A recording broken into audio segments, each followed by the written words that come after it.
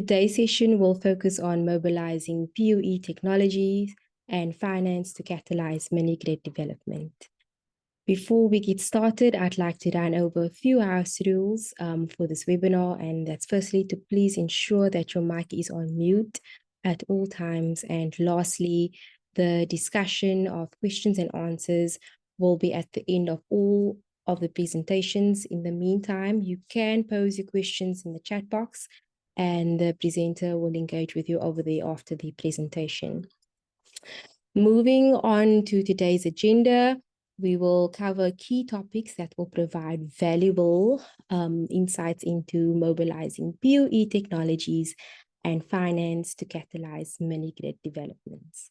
Our session will include an introduction on GGEEA and on the work package 2 on the development of mini-grid data. Following that, Eunice Abdul Malik will be presenting on mobilizing public and private finances for large-scale solar power irrigation in Ethiopia. Oh, excuse me, there's been a slight change in order of the agenda, and we will be actually starting with Deji Ojo.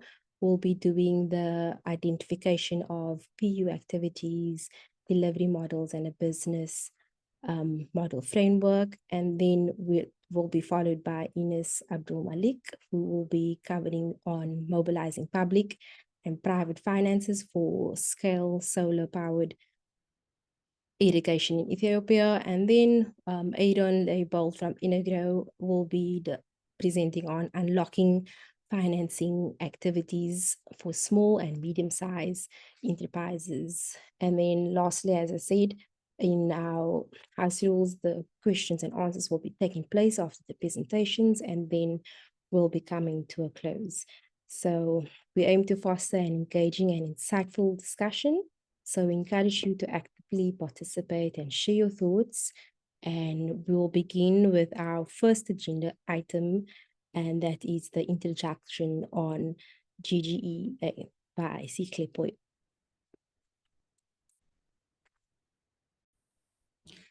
Thank you, Nina. Sorry, my video will be off as my internet is a bit unstable. But thank you so much, Nina, and thank you all for joining our webinar today.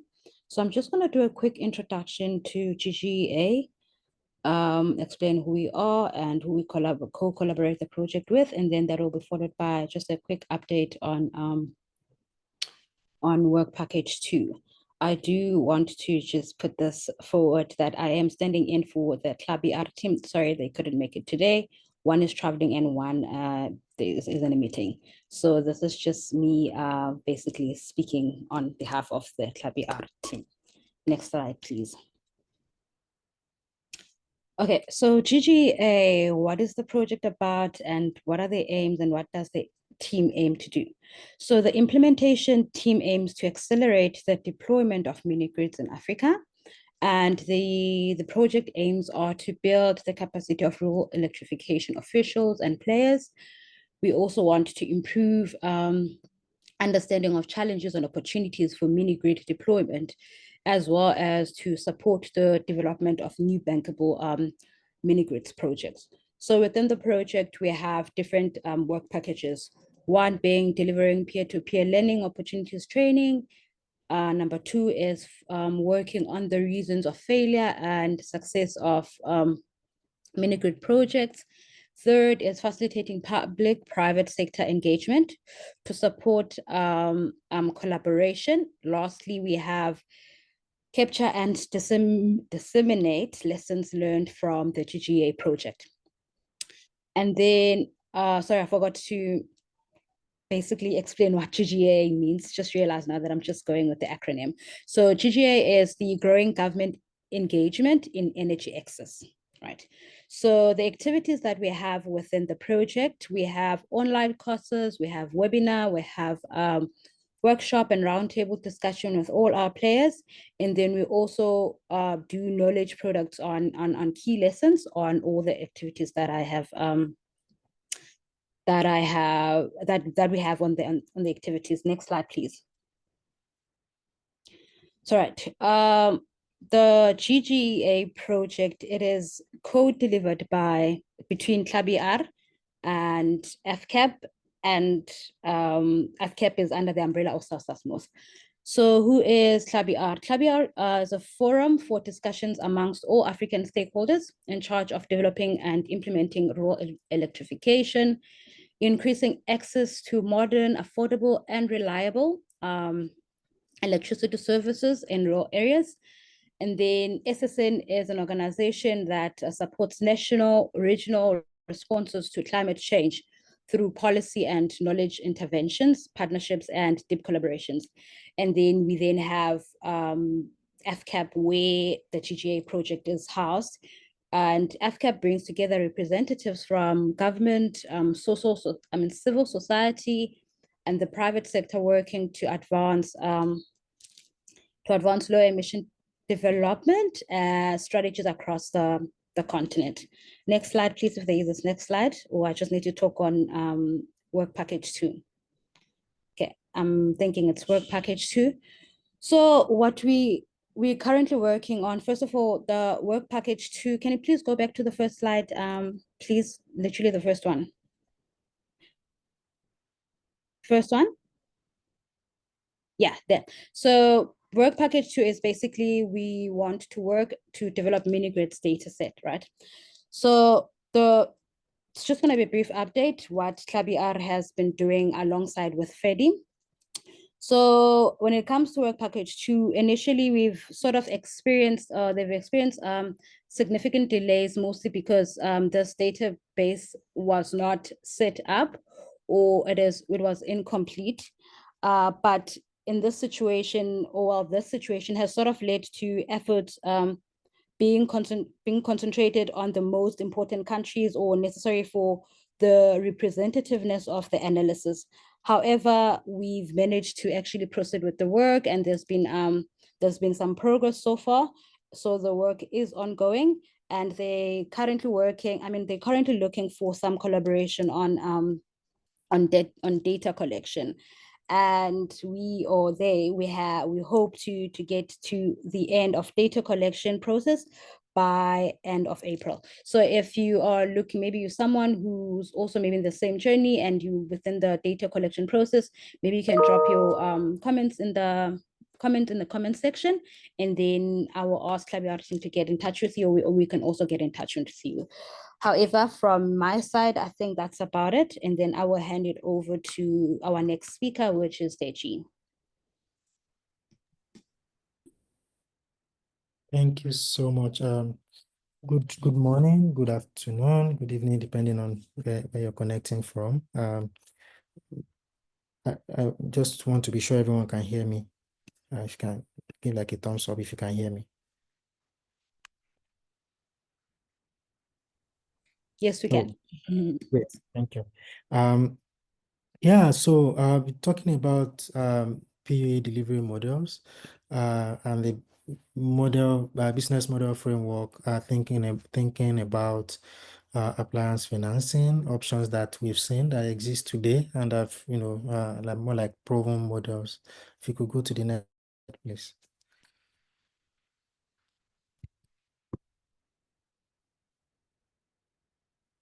Okay, I'm happy to share my screen.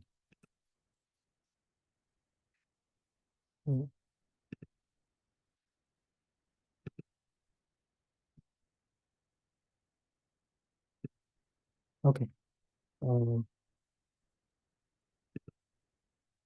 Great. So we're talking about why we should care about the delivery models, then providing examples on the delivery models that exist today. Then we'll talk about a business model canvas, what it looks like and why it's important, and then a few considerations around the delivery models that we'll be talking about. Yeah, so looking at how mini grids are set up today and how productive use of energy kind of provides a sweet spot for rural industrialization and livelihood improvement, particularly for farm families. It's important that productive uses of energy equipment are delivered in a way that is innovative. So it first addresses the issue around affordability, given that equipment can be quite expensive, and then it makes a lot of sense to think about models that could help bring the PUE equipment to the doorstep of those who need it. And so this is an opportunity to provide equipment for those who will not be able to afford the upfront cost. And then the delivery model also provides a kind of ecosystem support, in a sense that more jobs get created and the number of problems get solved. So thinking about a financier that steps into a particular space to finance equipment, or a facilitator that helps address key capacity gaps within the space, or a mini grid operator who is providing reliable energy and powering some of those processes to solve the problems that we have today across several rural communities. And then the model again helps even the mini grid operator to have a sustainable energy demand. And then, of course, this also improves economic activities, thinking about the implications for post-harvest losses, improved productivity, and then value addition in the communities where those equipment gets deployed. Okay, so I'll start with a facilitator model, and this is a very interesting model in situations where there is, agricultural activity, or there is a particular economic activity that requires electrification or productive use equipment. And then there are challenges around how those might be deployed, because there are no financiers, there are knowledge gaps around, what the equipment could be used for, and how it even works in real life. So the facilitator steps in with a lot of expertise, addressing on one hand financing gaps, on the other hand the facilitator provides a network of technicians, of course, for maintenance and after sales support, and also helps with spare parts suppliers where necessary, so that the equipment continues to run to support the business. And if you think about this diagram that we have on our screens, the mini grid operator is providing energy to the processor, or a customer, in this case, a productive user. And then there's a service agreement around how electricity payment will be structured. And then the facilitator steps in, provides awareness, training, helps with necessary ecosystem support in terms of technicians and so on. A private financial institution might step in to finance the deployment, and then the small scale, the facilitator is there to ensure that things move as expected. Yeah, another model is the cooperative, the utility model, where the mini grid operator steps in to provide productive use equipment on a fee for service basis, particularly in situations where there are economic activities going on, let's say agricultural activities, where the equipment that could help improve the efficiency are not immediately available, or are just economically out of reach of those who need them the most. The mini grid operator or the utility steps in to provide this service, so to bridge the gap that exists. If you think about the diagram that we have, this is a processing center being like an extension, or a sister business unit for the mini grid business, and then which is set up by the operator to provide fee for service. This could be threshing, it could be milling, it could be cold storage. I mean, whatever it is that helps people to be more efficient in their activities today and delivers value to them. This definitely is what the operator is taking care of. Then there's a key maker model, which has worked in certain, has delivered very great results in certain use cases. It's more like a subcomponent of the processor or processing center model, where there is a gap around getting those agricultural produce from those who produce them to an off-taker. And in between, there is value addition that is required. So, for example, if you think about the Jumim model, where in the fishing community, cold storage is required before the fish is then passed on to the off-taker, that definitely provides guaranteed offtake. So, for the off-taker, it's in the business interest of the organization to have sufficient raw materials at all times at the right quality and quantity. And then it's also in the interest of the fishing community to get their fish across to the organization that needs it for onward processing. So here the operator, mini-grid operator, establishes the processing center at value. So sometimes it just buys it off the community, sells to the off-taker. And then here's the leasing model, where the operator or an external creditor purchases the equipment, provides the equipment on a as a loan to the user, and then the payment is recovered over a period of time. And then the people that are involved in this model, definitely electricity provider, provides, and of course the productive use equipment is delivered to the processor who runs this on a lease to own basis, provides electricity payment to the provider.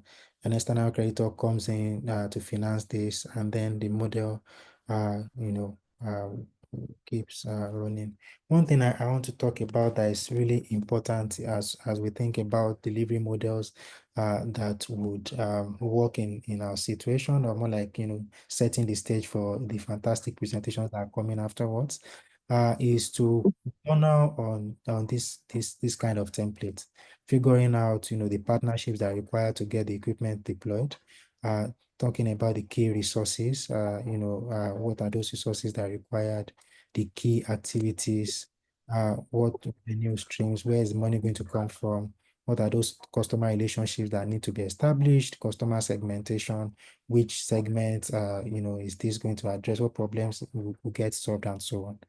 And then how revenue would trickle in, and so on.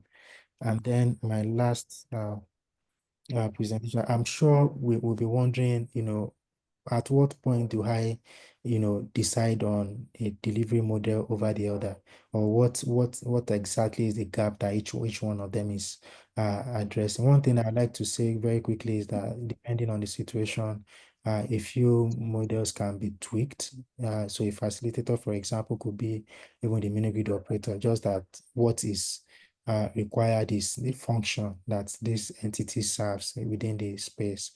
So thinking about when to deploy a facilitator model, for example, you're obviously talking about knowledge gaps in the equipment usage, maintenance, the processors and customers that cannot afford to pay the full payment or the upfront cost of the equipment and the prevailing price. And then the facilitator adds value in that space. For the processor center or utility model, of course, the equipment is economically out of reach of the existing customers, and then it makes sense to provide this equipment through the fee-for-service route.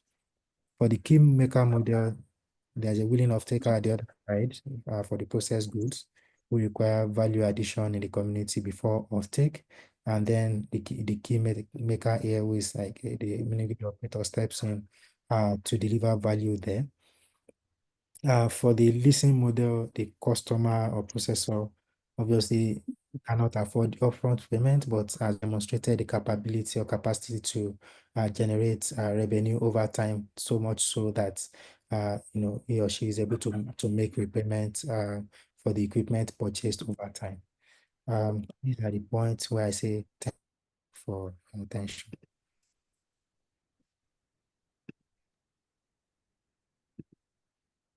Thank you, DG, for your presentation.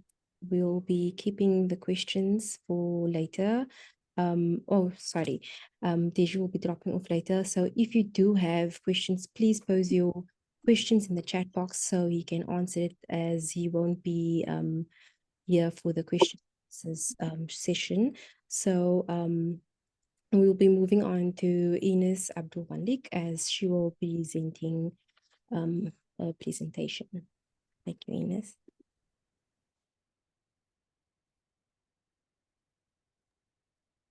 Thank you so much, Nina. Good afternoon, everybody. I hope you can see my screen. Perfectly. Yeah. Perfect. I'll just walk you quickly through. I'm from GEEA, the Global Energy Alliance for People and Planet. So I'll just quickly breeze through who we are. We're a relatively new organization in the last few years, and then go into one of the flagship programs we have across the continent in Africa, and actually across the world as well. Basically, GEEA was created about 3 years ago, recognizing that we have substantial challenges and that we're at a sort of a green energy tipping point. 750 million people lack energy access, 1.6 billion lack access to reliable and affordable energy, and 1.25 billion do not consume enough to actually sort of increase their economic prospects and growth. And so GEEA was created with sort of under the presumption of radical collaboration. We had very large and lofty targets of removing 4 gigatons of carbon, enabling energy access to 1 billion people, and increasing jobs and livelihoods for 150 million people. Sort of our like 3 pillars. Oh, I think my slides are stuck. 1 second. Yeah. So like we have 3 critical pillars like that we actually work under. So like DRE, so like the program I will be presenting later falls under here. And also BESS as a battery energy storage system solution, and improving and increasing productive use of electricity and creating jobs and like livelihood. Actually, like the program in Ethiopia called DREAM, which is Distributed Renewable Energy Agriculture Modality, sits both under the DRE and PUE pillars. So we are an alliance. We have over 50 and more counting of alliance members across the world. We're in 27 countries. We have 5 offices, and sort of the critical focus is in 7 countries: Brazil, DRC, Ethiopia, India, Indonesia, Nigeria, South Africa, and Vietnam. So like 3 critical, 4 countries like in the continent here, and like the rest spread across the world.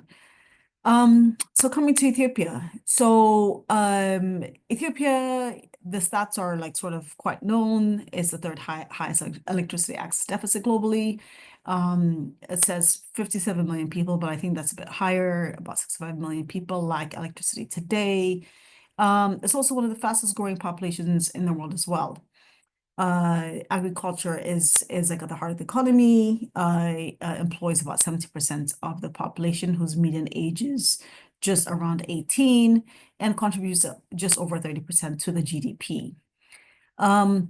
Ethiopian farming and farmers are smallholders. They earn only about $2 a day, and they basically sustain their crops via rain-fed agriculture.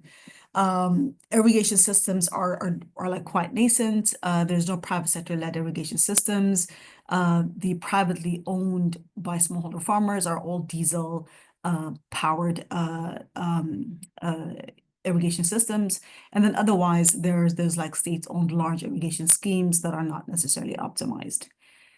And then to layer on another set of complications in like Ethiopia, up to recently, up to sort of 6 years ago, private sector were not allowed to like participate in energy access at all. But the NEP2 actually allowed this, followed by a mini-grid directive, which was approved in January 2021, allowing private mini-grid developers or like any type of developers to actually generate, transmit, and sell electricity at a cost reflective tariff in off-grid areas.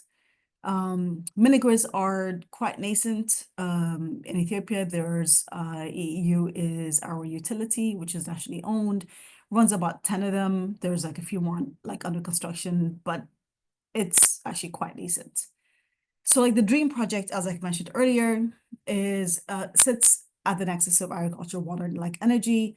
And like the aim is to sort of gear towards ideally 200 mini-grids and enabling 60,000 jobs and removing about 200 metric tons of CO2 by 2030. The direct investment is just under $30 million.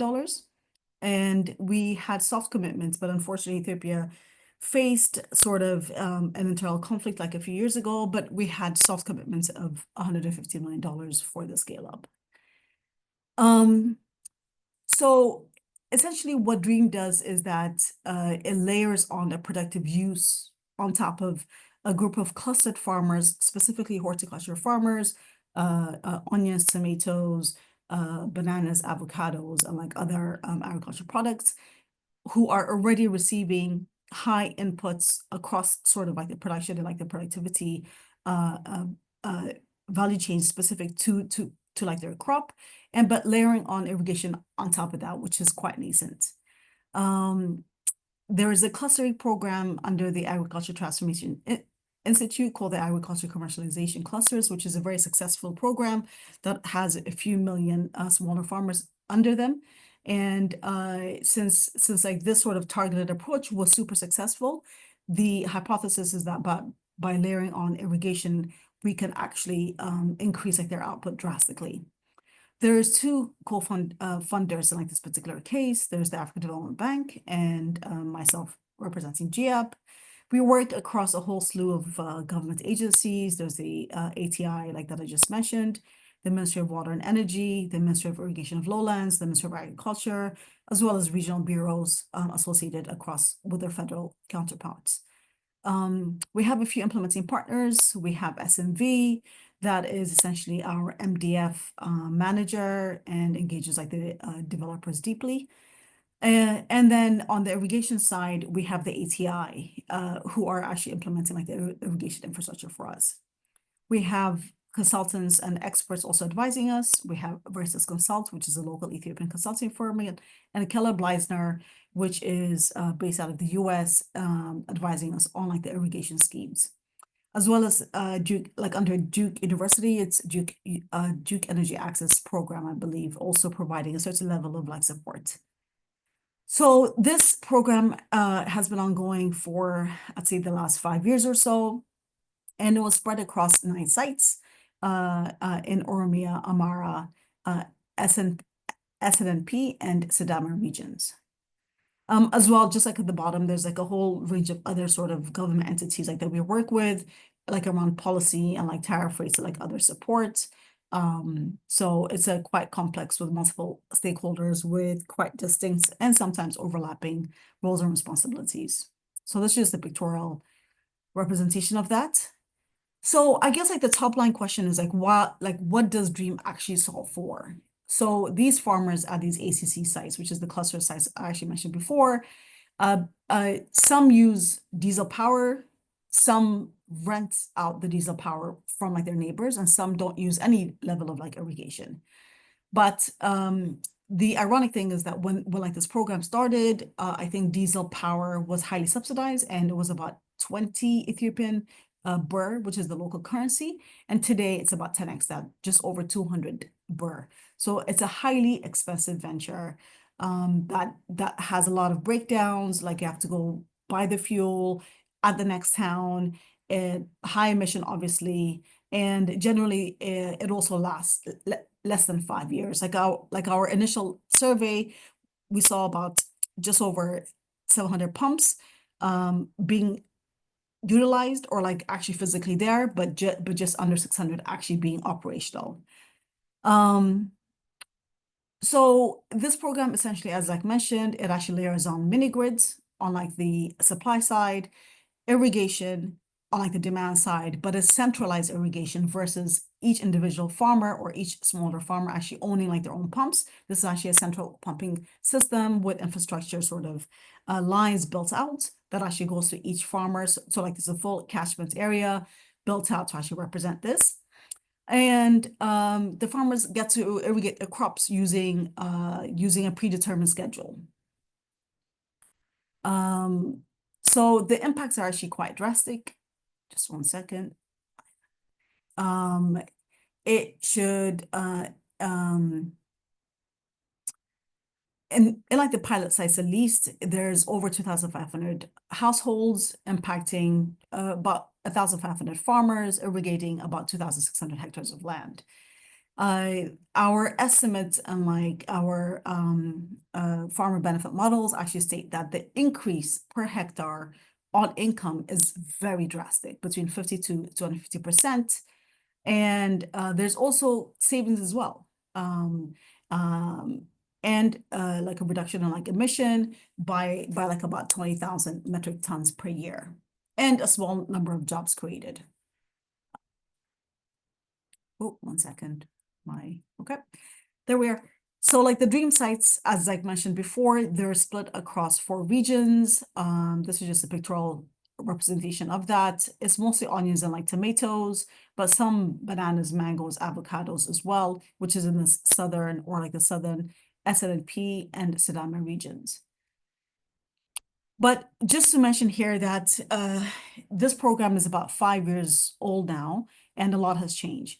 There's been global shocks like COVID-19 and high inflation rate, I believe, across most of the continent, but specifically in like in Ethiopia, it was inflation rates of over 30%, so sometimes hitting 40%. So we had to narrow down our focus from our initial goals of 9 sites to like the current focus, which is on 2 sites, which is all like in the southern regions, which is Morje and like Lalicho. This just shows you exactly where it is. It's actually only about an hour away from sort of like local airports. On the supply side, we had engaged 3 private sector mini grid developers. What's interesting here is that it's a blended financing model. We have provided, GEP has provided a 40% de-risking grant. AFDB CEFA has provided concessional loans, which is 50% of the CapEx amount, and the mini grid developer has put in 10% of the program. We've engaged 3 international mini grid developers, at least international for like Ethiopia, since Ethiopia doesn't have any local developers. Renuvia, EP, and Engie, and then also RVE Seoul. Conceptually, this is the model that we believe the program will take. You have the mini grid developers on like the left side in blue. You have the end users on like the right side. You have the ISP, which is the off-taker, is the irrigation service provider, which will also be private sector led. And like essentially on like the bottom right, you have the group of farmers that are going to be paying money to like receive irrigation water services. These IOWAs are sort of small farmer groups that are grouped together as a cooperative of sorts that then pays the ISP the full amount owned. The mini grid developers provide the energy. These farmers are paying a cost-reflective tariff. Now, the mini grid developer also provides energy to households and like businesses at a tariff rate that is highly subsidized, that basically what I would actually pay in like the capital city, but much lower and not cost effective at all. So essentially like the anchor load for the mini grid developer are like the farmers in particular. We've also done quite a bit of work actually identifying additional sites. We've identified 80 additional, mini scale-up sites per se, and like with the same model where irrigation is like the anchor load with the same type of sort of premises. They have to be a horticulture cluster ACC site. They have to be 2.5 kilometers from a medium voltage line. There has to be households there because the impact is actually quite important. They have to already be irrigating some amount of land, not all the farmers, but some of them as well. And there's also secondary considerations and like the scale-up sites. We don't believe that having irrigation as sort of like the pure anchor load is sustainable, and there is demand for other productive use of energy within the farming, like milling or cold storage and like so on and so forth. So there's other factors considered in like the scale-up sites. And I think that's the end of my presentation. So just a quick briefing after that. Like the current status is that things are actually ongoing. We believe that we're going to break ground this year for the mini-grid energy side of the COIN, or like the irrigation side. Most of the work in the southern sides are actually finalized, and things are looking up for us this year. So hopeful that this program, after 5 years, will see the light of day. Thank you very much. Over to you, Aaron. Nina, I mean, thank you. Sorry, I forgot I was on mute. Yeah, thanks. We can move along on to Aaron as well. Thanks.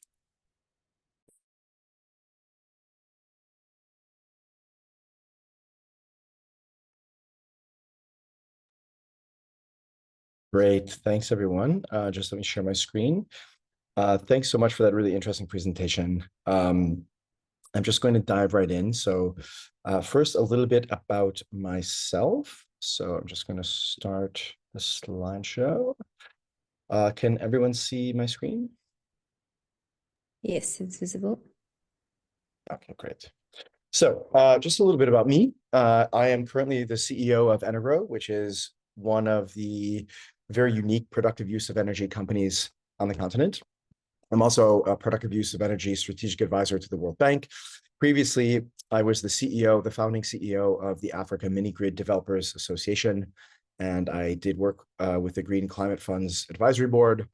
And I was the vice president of the Alliance for Rural Electrification, which is holding their annual meeting in Kampala next month. And I encourage you all to visit.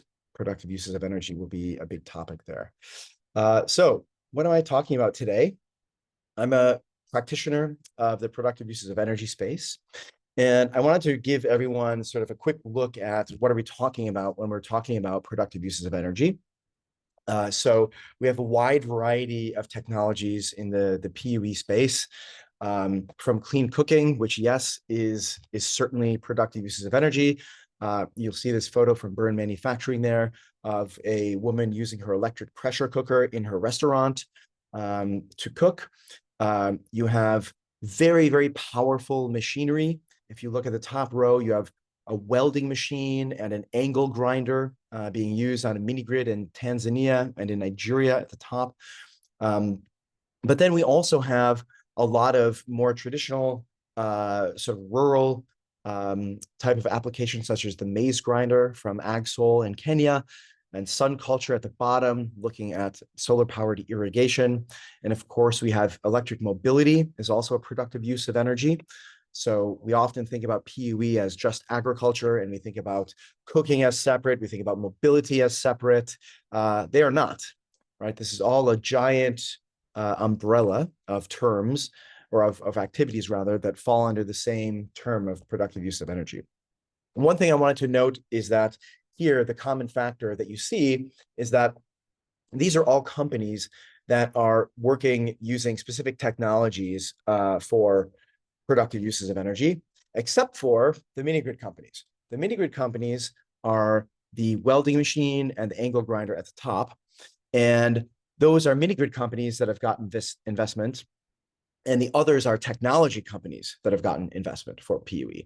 And this is a little distinction that is going to be very important as I proceed with my presentation.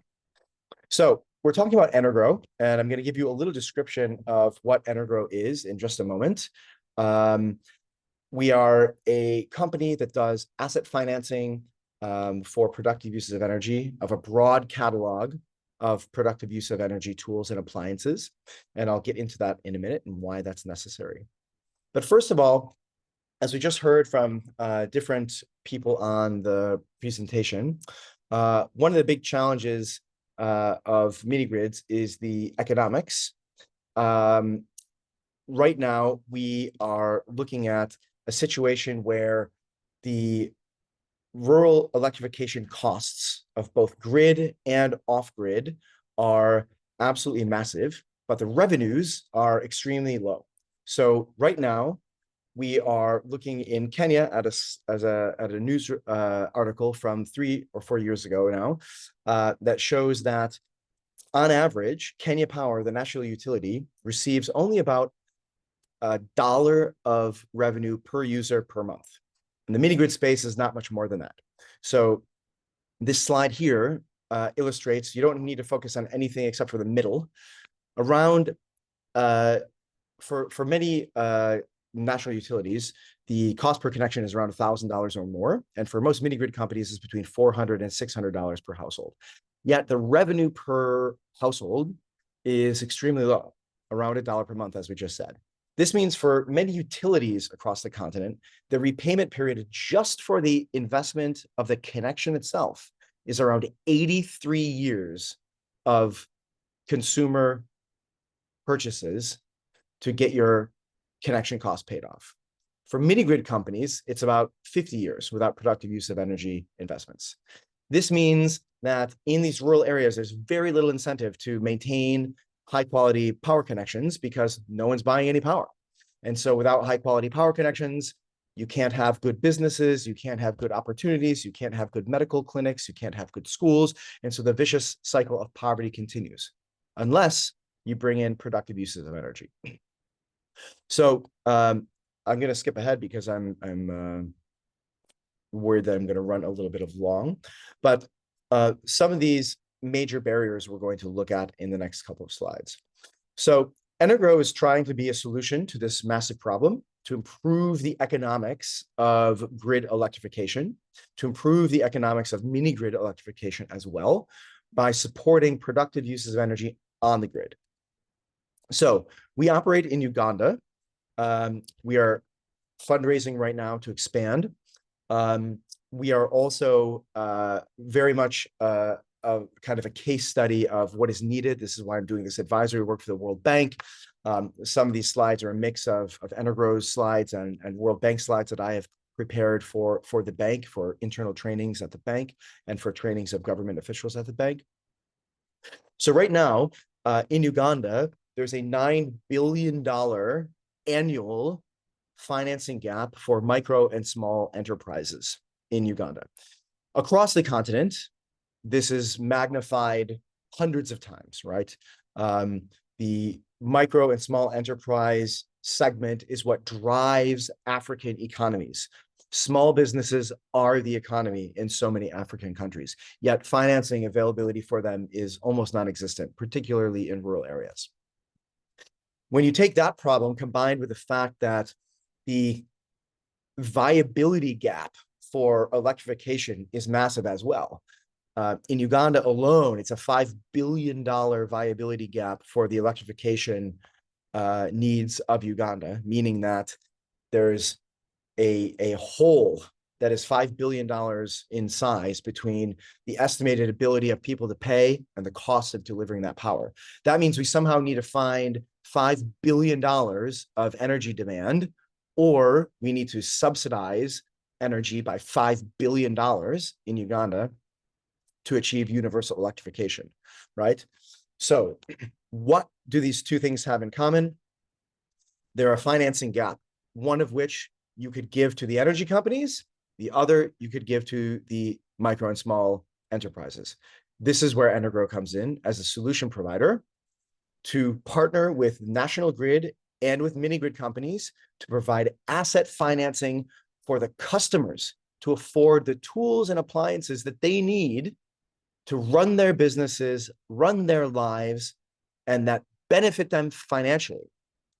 And the power consumed by these assets benefits the utility financially. It's a very simple structure. We're just a microfinance company. We partner with these companies. We work with productive use of energy clients, also households for electric cooking. We finance what they need, and the customers win by making money, the utilities win by selling more power, and the investors win by being able to deploy more capital more quickly and having a more likely chance of being repaid because of the improved economics. So it's a win-win-win business model. The impact we have seen so far has been dramatic.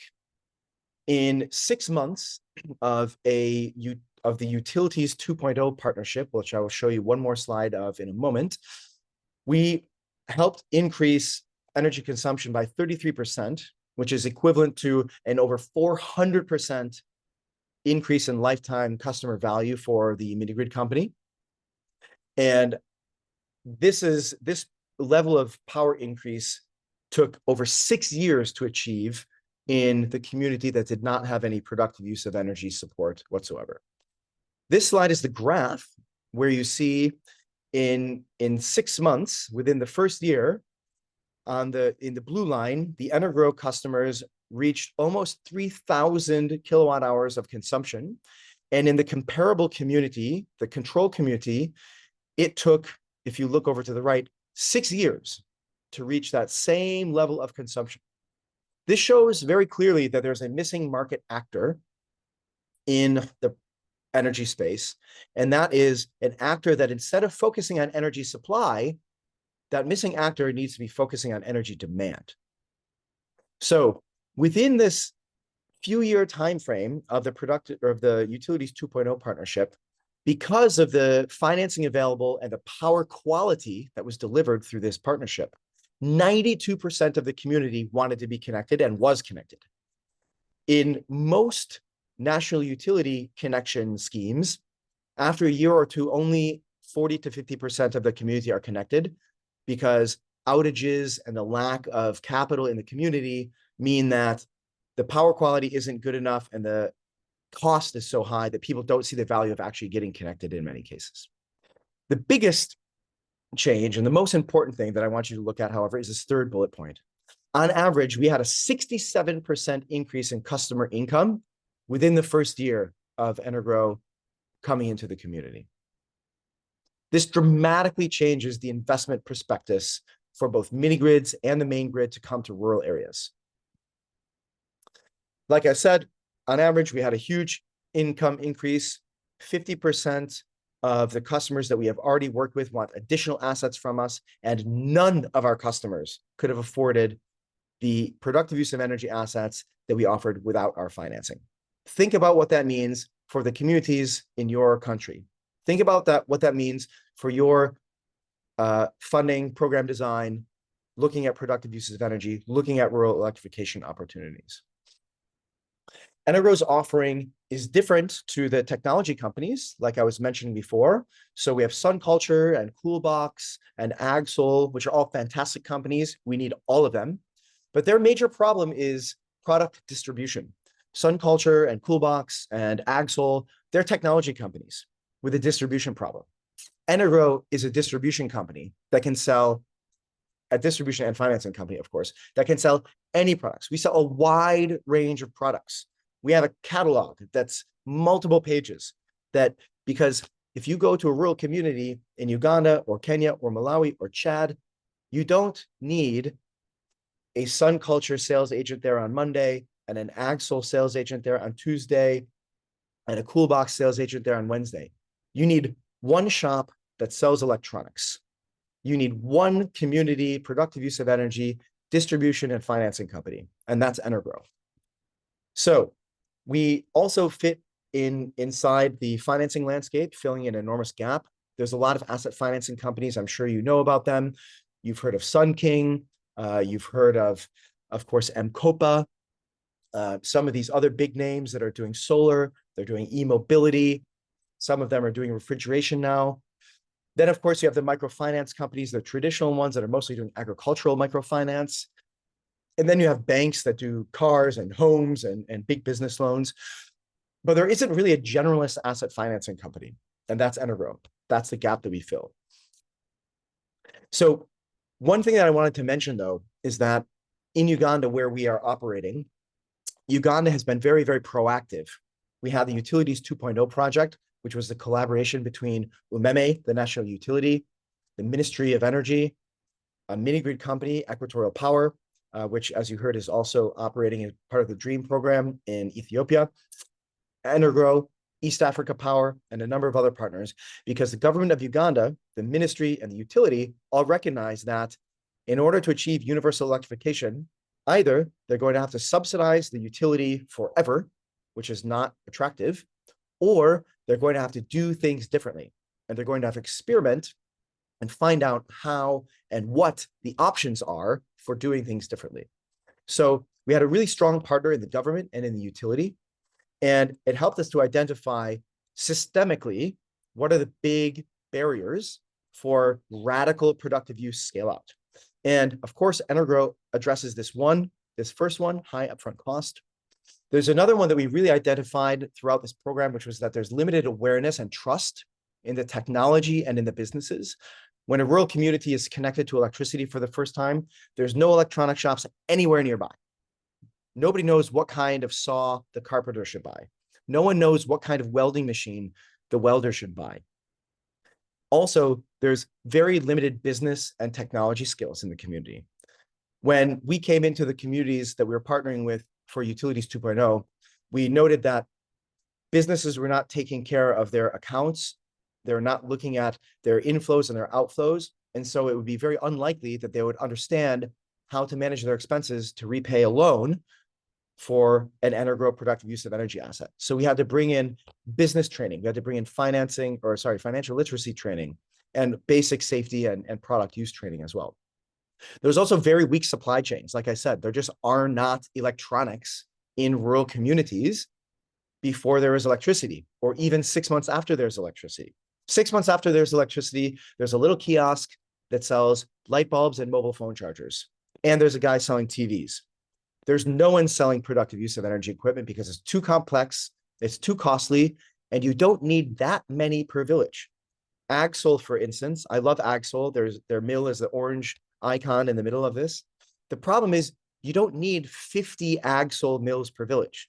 You need like 3, right? And so bringing these technologies to the community requires a dedicated actor to bring them there. And the last point on this slide, it's very important, is that productive use of energy requires a lot of political coordination and political will, because at the end of the day, PUE is not about energy. It's about agriculture. It's about water. It's about health. It's about small businesses. It's about distribution. It's about mobility. It's complicated. And we need to come at this problem with an open mind and a collaborative attitude. This is why I wanted to end by saying that one last thing that I've been involved in is the government of Uganda approached Power Africa, which sadly we heard just this last week. Today, in fact, I read in the news that Power Africa was one of the USAID programs that Donald Trump has cut. So USAID no longer exists. Power Africa no longer exists. Energo, myself, I was helping the government of Uganda design a national productive uses of energy strategy for the government. It was funded by Power Africa. And this requires a livelihoods approach. The good news is the World Bank and COMESA are now also, they also now have a lot of financial support available for productive uses of energy.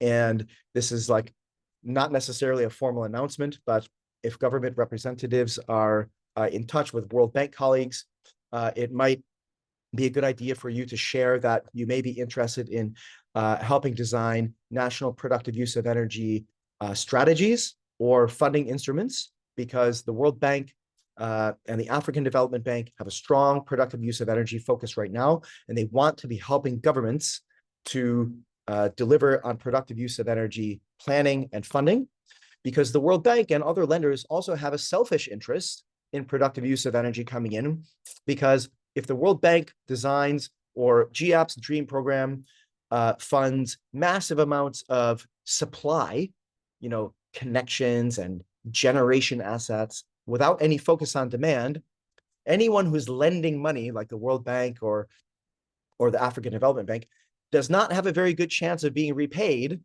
with these 83 and 50-year repayment periods unless productive use of energy changes those economics. So with that, I wanted to say thank you. Let's get to work on productive uses of energy and changing this balance of energy to one that's only focused on, from only one that's a focus on supply to one that is focused on what we learn in the first day of economics, which is that a market requires a balance between supply and demand. So if you would like to work on demand, if you would like to work on productive use of energy strategy, if you'd like to talk about financing Energrow or bringing a company like Energrow to your country, I would love to have this conversation with you.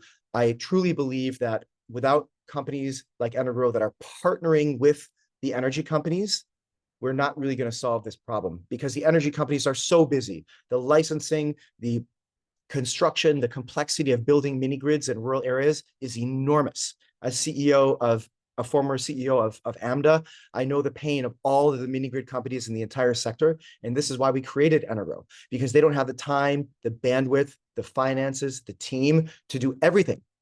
Mini grid companies today are being tasked with solving rural communities' problems from A to Z because they're the only formal private sector actor in those communities in many cases.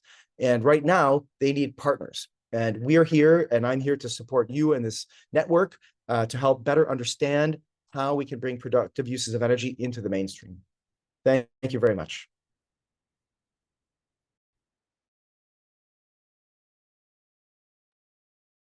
Thank you. Thank you so much for this informative presentation, both Adon and Ines. We've come to the time where you may pose your questions for each of the speakers. And yeah, if anyone has a question, please, you may raise your hand and then we can unmute you. So just a quick one. There's quite a few questions for Aaron already, while other people still think of their questions. So Annabella, I'm not sure if Annabella, you want to unmute and ask the question yourself or just read through the chat box. So the one question was asked, how is the structure for you, Aaron? How is the structure of the financial model? How's the structure of the financial model, subsidies, grant, and guarantees? And then follow-up question is, what is needed from the communities to present to access to these financing mechanisms? Could you please explain a little bit more? What are the key requirements for Energrow and RPF? And maybe if you want, Annabelle, you can also just unmute and ask the questions yourself. But yeah, those are the questions for you, Aaron. Thank you very much. Hello, Aaron. I really enjoyed to see your presentation. I really think similarly, I think without development, we cannot bring back what energy can bring to all Africa and for the communities itself. So saying this, what I would like to know a little bit more is about how Energrow connects with these developers of the mini grids. What is the requirements, if it's needed guarantees, what the communities need to present it to access to this finance. There is any subsidy, there is any grant. How you have modeled this is different from community to community. It's a standard. So all of Yes, these, I can of course, share. I can explain a bit about our model and how our financing works. Yeah. So thank you. You're welcome. So firstly, what I would say is that we're a small, struggling business. I think, you know, the world has changed quite a bit in terms of supporting early stage social impact companies in the last few years. And it used to be quite easy to get equity investment, which is needed to get debt. So the way that an asset financing company works, like Mcopa or Sun King or Energrow, they're all the same, is that you need to have a basis of equity or collateral of some kind, either cash or land or something, that you go to a bank or a lender and you borrow money. Like, let's say you want to do $1 million of loans to the communities around your country. So you're going to go to the bank and get $1 million loan, and you need equity to do that. And the loan will then be use to purchase all of this productive use of energy equipment, and then you lend out to the community at a higher interest rate so that you're making money. So Energo is not an NGO, we are a business. And so that is how we operate. We are seeking equity investment to then access debt, to then lend into the communities. So that's the basic business model. The challenge that we're facing right now is that productive uses of energy, most investors have invested in the technology companies that I mentioned before. So SunCulture has gotten over $30 million of investment. Coolbox has gotten a few $million of investment, and others, right? But Energo is an asset financing and a distribution company. There's very, very little money in distribution. If you go to distribution investors, you will find almost nothing. There'll be like logistics investors for like companies in wealthy countries, not rural distribution in Africa. So we've actually had a very, very challenging time in raising finance, despite the fact that we have tremendously positive results, and the mini grid companies across Africa really want to work with us. How do we find the mini grid companies? My advantage, right, is that I was the boss of the Mini Grid Association, so I know all of the mini grid companies in Africa. We have, letters of intent from half of them, and we have formed partnership agreements with a couple of them as well. We also have a partnership agreement with a national power utility in Uganda. And investors right now, however, are looking for more secure investments that are like proven models. We've had a lot of difficulty with the asset financing element of our model as well, because a lot of investors think about asset financing as the solar home system companies, and many investors had bad experiences. Even though the solar home system companies are big now, there used to be 30 or 40 big ones, or the ones that were looking like they were going to be big, and now there's only like 4 or 5 that are actually big. So even though a 10% success rate for a startup is actually quite standard, impact investors have complained quite a lot about the fact that a lot of these companies were not as successful as they had hoped. And so asset financing is less attractive. So our model, even though it works and the repayments are quite good also, because of course our customers are financially benefiting from our loans, we've still had trouble to raise financing. So that's how kind of the financing of the business and the financing to the customer is structured. We give out 1-year loans to our customers, 6 months to 1 year. When we are hopefully capitalized with an investment later this year, we'll also be issuing loans for electric mobility. Those will be more than 1 year because they're more expensive.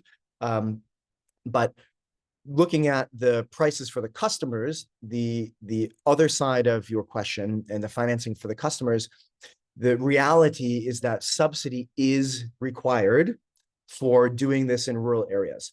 Just like mini grid companies need results-based financing for connection to work in a small community, Energo would also need a RBF or some kind of subsidy to work in a small community as well. And that's very simple for both the mini grid company and for Energo. It's simply because the communities are too small. I always used to say this when I was the CEO of AMDA. If you put a mini grid company and you ask them to electrify a community in Lagos, Nigeria, or in Mombasa in Kenya, or wherever in an urban area, they could offer the national tariff, they would have fantastic power quality, and everyone would be happy. It would be the same cost. But we're not asking them to do that. We're asking them, and we're asking Energo, to go into small communities very, very, very far away where it's extremely expensive and risky to operate. The costs are not the same, right? The risk is not the same. And therefore, the financing for those companies cannot be the same either. And there is a need for concessional capital. So sorry for that long answer. I know there's other questions, so I'll stop there. And yeah, maybe other people could raise their questions. Thank you. Thank you very much, Aaron.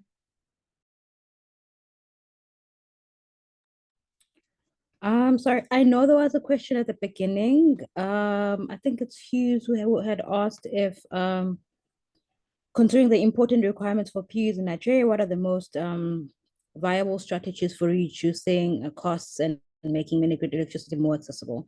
So I just want to ask you, do you want to maybe redirect the question or also ask in a, or like in a different context, I'm not sure, but do you want to maybe speak on your question again? Yes, Nina, I would like to do that. Thank you, Aaron. Thank you very much. We here at Hopewell, I'm hoping at the end of this we could get your details so we can see how we can partner with you here in Nigeria. One of the major issues we have here, as I noted, is we do want the PUEs. There's a market for it, but the problem we have here in Nigeria is we have to import all of these things here. So, and with importation, there's a custom clearance cost, there's shipping cost.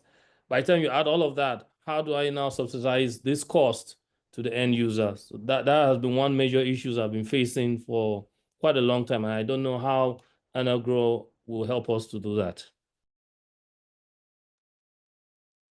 Yeah, I would love to provide an easy answer for that question. We would have the same challenges as you do if Energrow, I know most of the mini grid guys in Nigeria as well, and they all have the same challenge, and we're keen to be working in Nigeria as soon as possible. And what you really need is a big importer, right? And of course, the Naira crisis is real. It makes importing very complicated and expensive. And I think that, despite the fact that, what we would do would hopefully be a little bit bigger and easier. Like, if we were to come to Nigeria, we could buy thousands of, refrigerators and carpentry equipment and welding machines and this kind of thing. At the end of the day, it's all a numbers game. So if you want to buy 10 of something, it's, whatever the price is. But if you buy 1,000, it's generally half of that price that you're looking for to buy 10. So it's all about volume. And this is why working in rural areas is also a challenge. So as Energrow's model evolved, I came from the mini grid community. I wanted Energrow to just be focusing on mini grids. But at the end of the day, the market is so tiny compared to the main grid that, we would never be able to sell thousands of anything in many countries for mini grid communities. So Energrow does work both on grid and off grid because of that. And the economies of scale is really something that is the answer to your question. Yeah.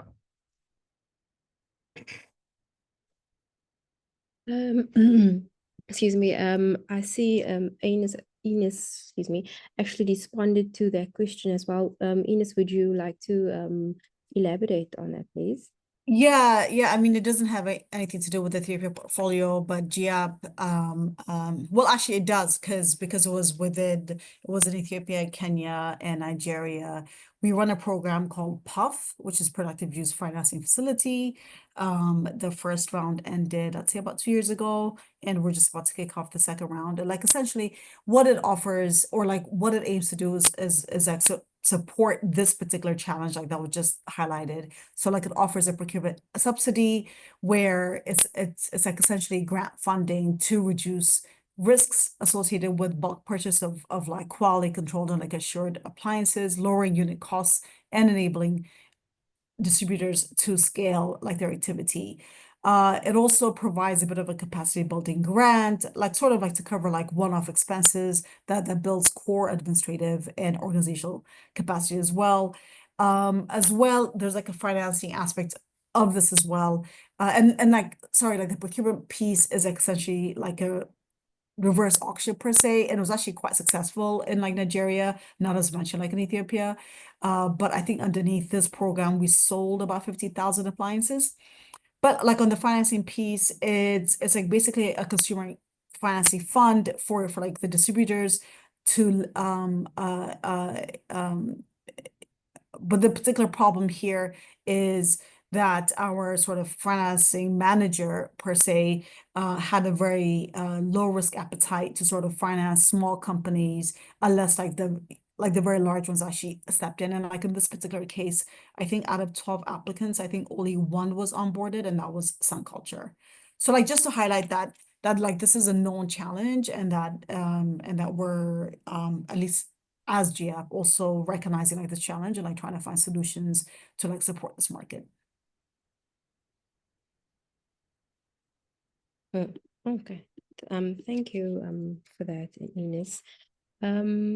Well, are there any more questions? Sorry, Nina, I have one. So I think there's one more question for Aaron. However, I just have one question for Enas, since it just spoke now. I'm not sure if it's something you mentioned in your presentation, or I might have missed it.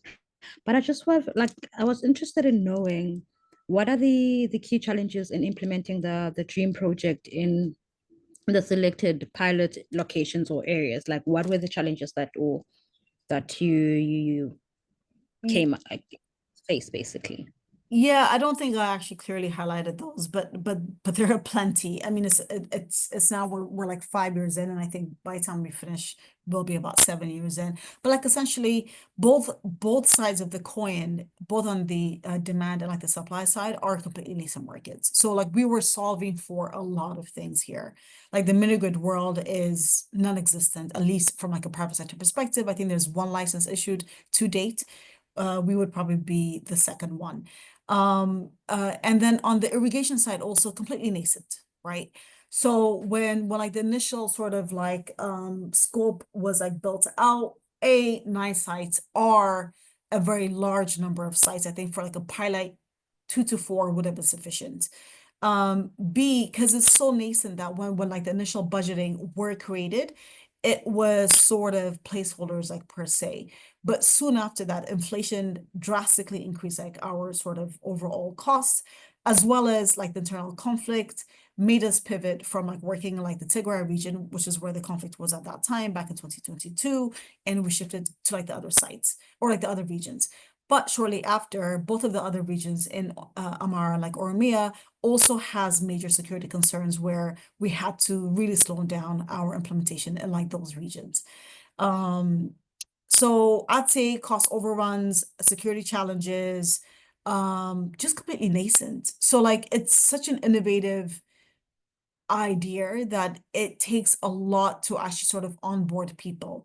And like given that it's now 5 years plus ongoing, there is attrition amongst all of the different partners. And so every time someone new actually comes on board, they have to be sold on like the fact that this is a private sector model, that it will work, that there's a farmer benefit to it, that there's an ISP interested in this. So it's this sort of ongoing drag. So like if I was to do this program all over again, what would I do differently?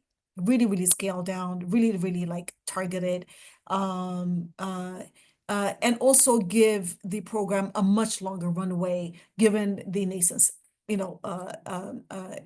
part of the whole program across every single angle. All right. Thank you so much for that answer. I totally get you. I think there's one more question from Opinda. You can go ahead and unmute and just ask away. Thank you very much for your presentation. My question is a sort of follow-up on the last one regarding the challenges with importing the productive use of energy appliances. I wonder if any one of you has had the experience of a project that manufactures or assembles the PUE appliances locally in any African country. If you're aware of any project, I would really want to know, and I want to also know how the project was conceived, or you could just share your experience. Thank you.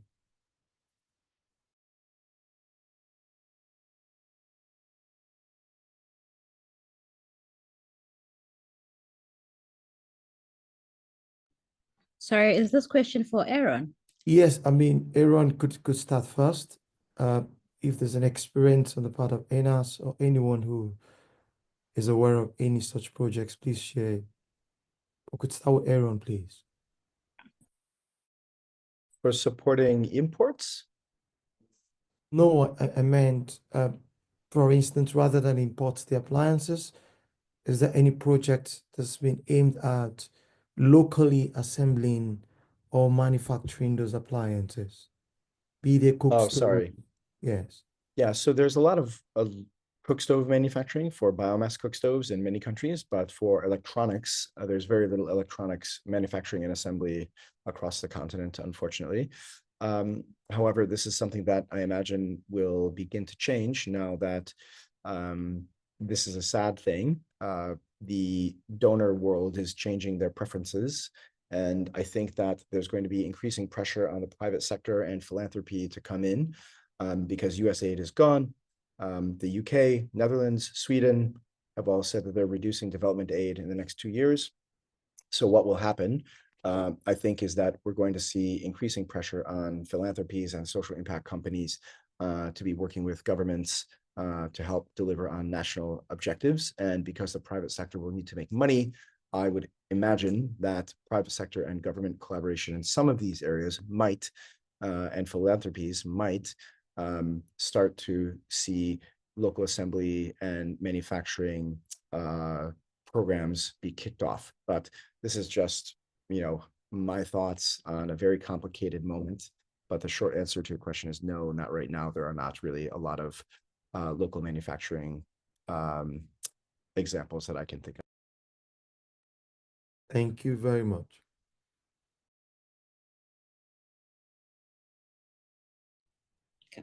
I think the one question that I think we got but didn't get a chance for Aaron to answer. The one person asked, what other services does Intergrow offer to the mini grid customer or the established business to the mini grids aside from the equipment itself? I mean, we're a financing company. I would sort of ask the question back, why we would need to provide many more services. I think part of my presentation was the fact that a lot of players, mini grid players, was my example, they're asked to do so many things, right? So a mini grid company has to have an engineering team. They have to have a community engagement team. They have to have a regulatory and policy team. They have to have a finance team. They're delivering infrastructure at a global level of super high quality to tiny little communities, but they have to have the same team and skills as a massive energy utility. And we're asking them to help solve the productive use of energy challenges in these communities. So they're already overburdened. And I can tell you from experience that just providing the equipment and just providing the financing they're both 2 full-time jobs. It's a lot of work already doing what we are doing. And so that is what we provide.